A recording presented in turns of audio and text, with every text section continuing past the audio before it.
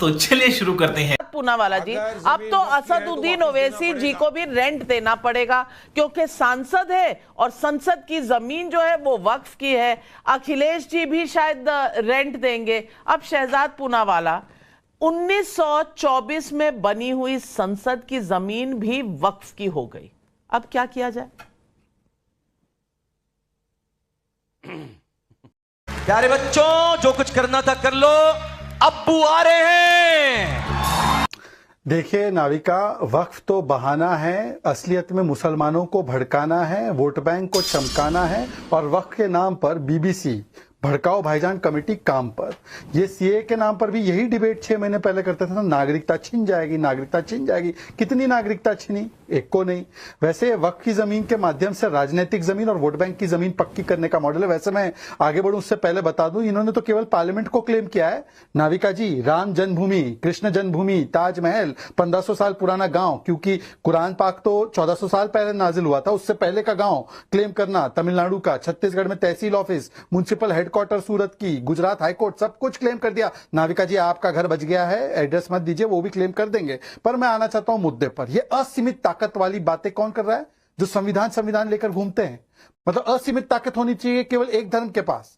क्या जैनों में है? क्या ईसाइयों में है? क्या और किसी धर्म के पास ऐसी तंजीम है? क्या नहीं है? ट्राइब्यूनल में मामला जाएगा, ऐसा है? नहीं है। दूसरी बात, ये क्या संशोधन कोई हिंदुओं ने प्रपोज किया था? Sachar committee report, Rahman Khan report, मुसलमानों ने, मुसलमान बेवाओं को, अनाथों को, यतीमों को अधिकार मिलेगा क्योंकि लैंड ग्रैबिंग हो रही है।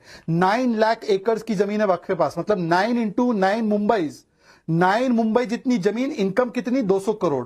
12,000 करोड़ की इनकम कहां जा रही है? यही अमीर मुसलमानों के पास। और इसलिए पसमानदा को अधिकार ना मिले, इसलिए यह साजिश रची जा रही है, ये सब अपर कास्ट मुस्लिमों के द्वारा। और आखिरी 10 सेकंड लेकर बात करना चाहता हूं। एक तो वक्फ है जो जमीन हड़पता है, पर वक्फ के ऊपर एक बड़ा जमीन ग्रैबर, मतलब कि चोर, और चोर के ऊपर महाचोर, एमसी।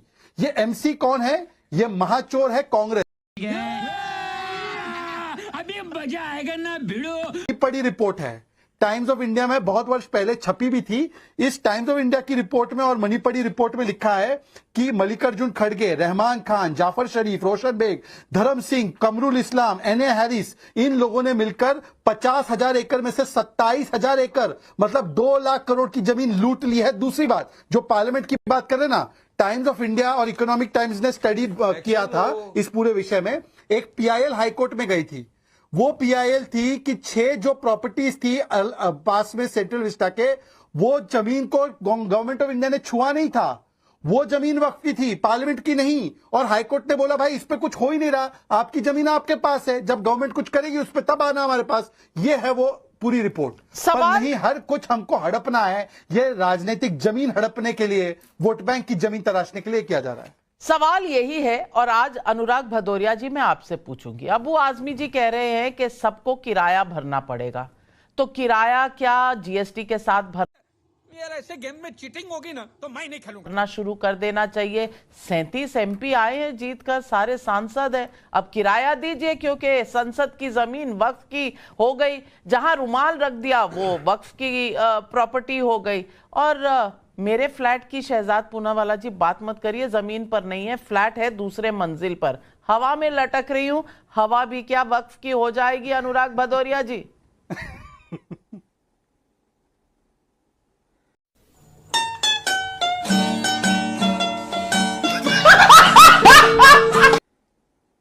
देखिए नाविका जी, आपने सही बोला कि संविधान बचाने की बात करते हैं हम लोग। सच में तो संविधान बचाने की बात करते हैं, और संविधान बचाने की हम लोग हमेशा उसके लिए लड़ाई लड़ते हैं। जेपीसी बनाई गई है ना, ज्वाइंट पार्लियामेंट कमेटी क्यों बनाई गई है? इसलिए बनाई गई ना कि सच का सच, दूध का दूध, पानी का पानी हो जाए। भाई भारतीय जनता पार्टी तो नजूल का ही बिल उत्तर प्रदेश में लेके आई थी, उसको भी वापस जाना पड़ा। क्यों जाना पड़ा? क्योंकि हम चाहते हैं कि सच सामने आना चाहिए। भारतीय जनता पार्टी कहीं जमीन कब्जा तो नहीं करना चाहती हर जगह, क्योंकि भूमाफिया तो आजकल इधर ही दिखते हैं।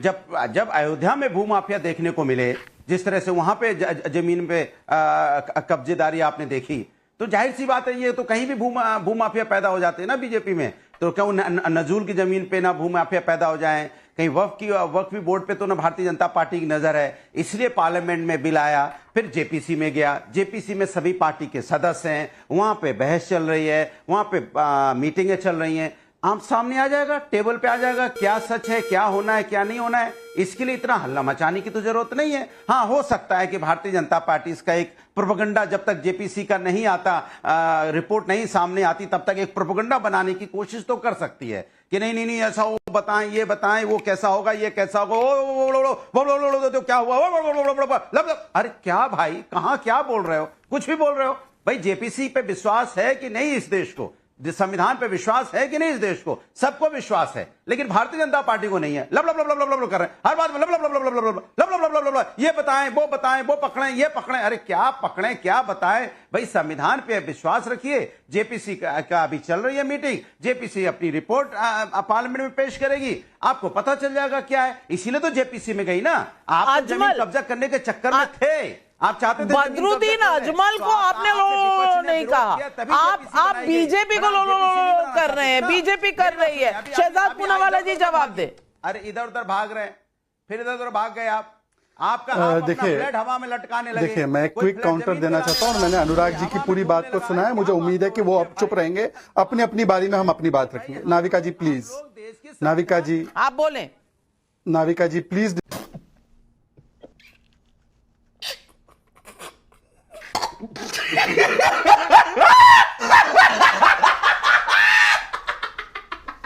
डिस्टर्बेंस बंद कीजिए ताकि एक सार्थक चर्चा। हाँ, देखिए, इन्होंने अभी बोला कि जेपीसी पे विश्वास नहीं है। आपको पता है ओवैसी साहब की पार्टी का एक ही सांसद है, एक सांसद वाली पार्टी को कोई जेपीसी में स्थान नहीं मिलता, फिर भी सरकार ने बड़ा दिल बताते हुए उनको एक सदस्य बनाया, क्योंकि इंपॉर्टेंट कमेटी थी। और जेपीसी का सदस्य होते हुए वो जाकर भड़का रहे लोगों को। उनका काम है जुडिशियसली बैठना और तय करना कि क्या अच्छा है क्या बुरा है, वो खुद जाकर भड़का रहे। पहली बात तो जेपीसी का अपमान कौन कर रहा है, पहली बात। दूसरी बात, इनके ही खुद के सांसद ने बोला सड़कों पर उतर आना है। तीसरी बात, अरे जेपीसी की 9th जेपीसी रिपोर्ट है रहमान खान की कि संशोधन लाना है वक्फ में। अनुराग जी लबड़ा मत करिए, पढ़कर आइए कभी डिबेट में। ये केवल जीभ हिलाने से, आप बुद्धि भी थोड़ा हिलाइए कभी, आपकी केवल जीभ हिलती है, और जीभ और बुद्धि का कोई कनेक्शन नहीं है आपका। जीभ और बुद्धि का कोई कनेक्शन नहीं है, आपकी जीभ अपने आप हिल रही है, बुद्धि से कभी मिलती नहीं है। यही नहीं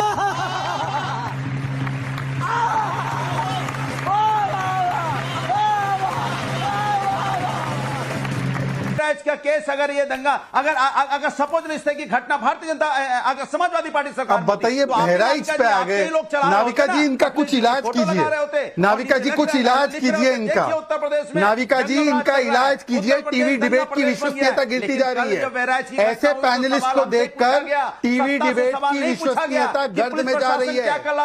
नाविका, ऐसे पैनलिस्टों को देखकर हमें पूछा जाता है ऐसे लोगों के साथ बैठते कैसे हैं आप, मौजूद था, हमें ताने को सूझ जाते हैं कि आप कैसे बैठ जाते हैं हरे कुर्ते के साथ। इस्तीफा मांगना चाहिए। नाविका जी कृपया करके आपके दूसरे पैनलिस्ट को संरक्षण दीजिए। टीवी डिबेट की क्यों विश्वसनीयता गिरेगी? नेताओं को खुद देखना है कि अपने अपनी पार्टियों को वो रिप्रेजेंट कर रहे हैं, तो क्या कह। निकल जा, नहीं तो मैं इसको भी नहीं छोड़ूंगा। निकल भगवान, मेरा सबर छुटा जा रहा है, निकल।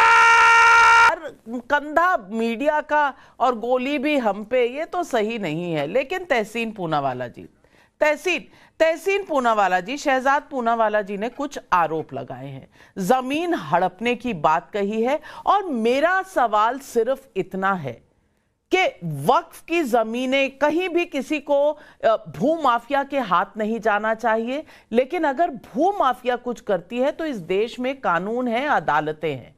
लेकिन वक्फ एक ऐसा कानून है जिसकी अदालत भी खुद वहीं पर है और किसी की सुनवाई कहीं पर नहीं है। इसीलिए वक्फ अगर कहेगा कि संसद की जमीन हमारी है तो क्या वक्फ के हवाले कर देनी चाहिए? नंबर 1। नंबर 2, कभी ताजमहल इनका, कभी संसद इनका, कभी एयरपोर्ट इनका, कभी होटल इनका, ये वक्फ के नाम पर ही सब कुछ कर दिया जाए, क्या ये सही है? क्या बात है सर, क्या बात है सर, क्या बात, ये बात है। अरे सर क्या बात है।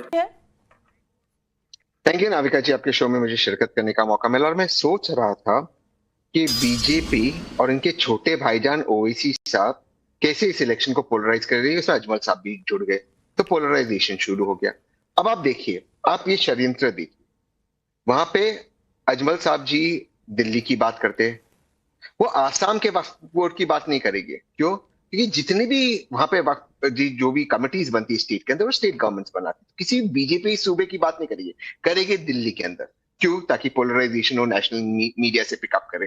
दूसरी ओर ओवैसी साहब जेपीसी के मेंबर है इसके अंदर, तब आके इसके खिलाफ बोल रहे, इसकी बात करें। जेपीसी की बात एक पार्लियामेंट्री सिस्टम है कि वो बाहर नहीं की जाती, जो जेपीसी के मेंबर्स है वो आकर बात कर रहे हैं उसकी बात। क्यों? ताकि पोलराइजेशन हो, महाराष्ट्र में बीजेपी का फायदा। और बीजेपी देखिए, एक दलित व्यक्ति खरगे साहब जो उस जेपीसी का हिस्सा नहीं है, इनके अपॉइंटेड जो वक्त बोर्ड के मेंबर्स थे या माइनॉरिटी कमेटी के मेंबर्स थे बीजेपी के, वो आके वहां जेपीसी में प्रेजेंटेशन देते, एक ऐसे मेंबर के जो उस कमेटी का मेंबरान नहीं है, उसके बारे में आरोप लगाते, उसके बारे में प्रेस कॉन्फ्रेंस होता।